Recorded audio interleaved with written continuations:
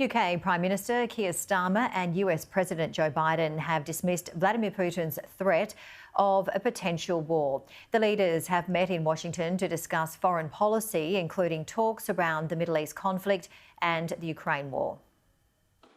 To Washington on business. This was a White House meeting for a Prime Minister and President with an agenda drafted by Putin. What do you say to Vladimir Putin's threat of war, Mr. President? I don't think much about Vladimir Putin. Do you take that threat seriously? Sir Keir Starmer flew here with his Foreign Secretary after the Russian leader warned of war if NATO countries let Ukraine use long-range missiles to strike Russian territory.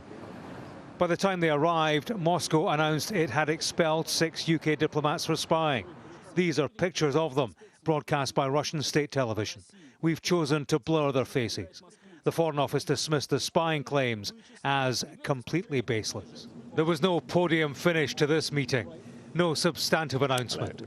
In an interview afterwards, the Prime Minister said this. We've had a long and productive discussion on a number of fronts, including Ukraine, as you'd expect, the Middle East and the Indo-Pacific, talking strategically about tactical decisions. This isn't about a particular decision, and we'll obviously pick up again in Unger in just a few days' time with a wider group of individuals. But this was a really important invitation from the President to have this level of discussion about those critical issues.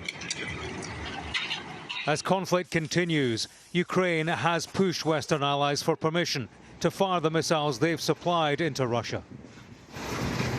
Amidst reports the United States is ready to agree as long as no American weapons are involved, it has insisted its position remains unchanged. I would not expect there to be any announcements on this coming out of this meeting. That's not something that I would expect. There's been no policy change, but what I can continue to make sure that you all know and you see it for yourself is that the President is committed to make sure that Ukraine has what it needs to defend itself against Russia's aggression. There was more than Russia-Ukraine to discuss in this meeting. The two men talked UK-US economic ties and peace efforts in the Middle East that could be future-proofed beyond America's November election.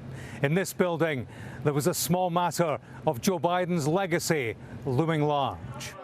In the shadow of conflict, he's not the only one invested. James Matthews, Sky News, in Washington.